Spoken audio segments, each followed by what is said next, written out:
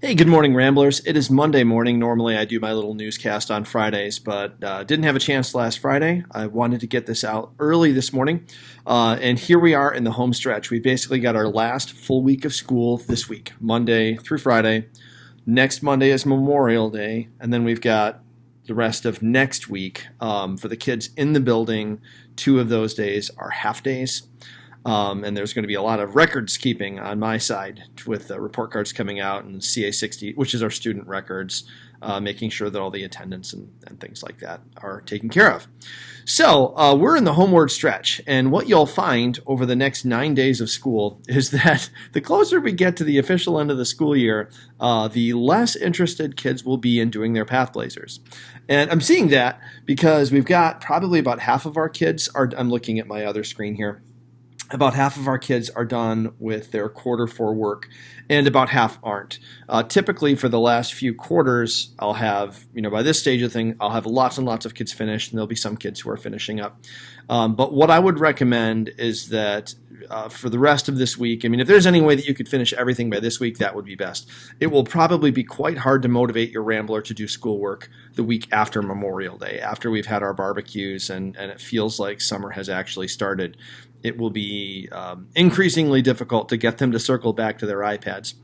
So if you've got that finished this week, that would be fantastic. I have had some parents ask me about devices, about your iPads or your MacBook for 5th graders.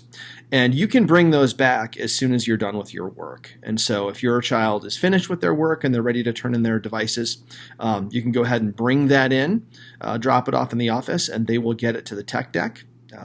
Get that all set up for you. Otherwise, the only thing that we need to make sure we're doing other than the work is the communication. So I got a lot of communication done last Wednesday, Thursday, Friday.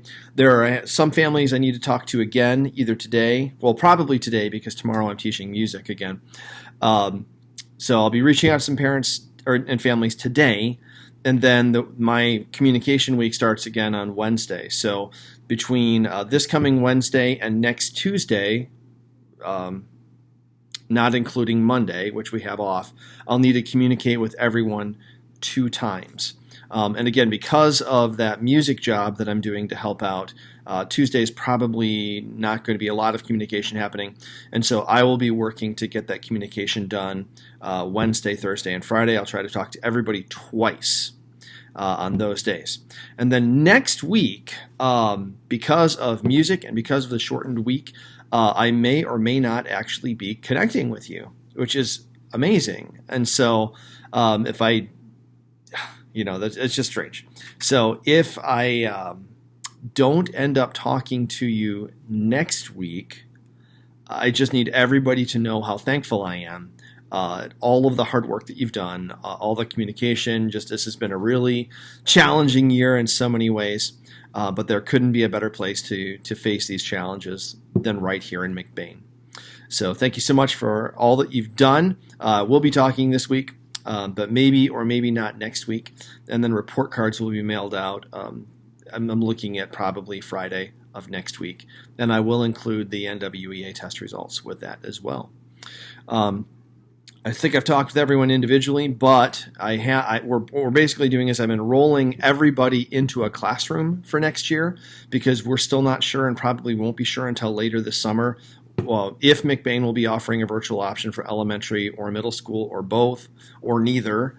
And so that decision will be made by the new superintendent sometime after July 1st. And I didn't want anyone to get stuck without a desk. And so if there is a virtual option and you are interested in doing that later this summer, all you have to do is contact the school and switch. But we will be looking, I know at the middle school level, they don't enroll students if they have not passed virtual courses in the past. So if you haven't passed a virtual class and you're headed to the middle school, they will probably not make that option available to you.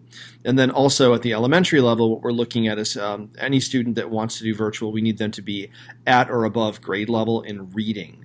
Because that is a super important aspect of the virtual program.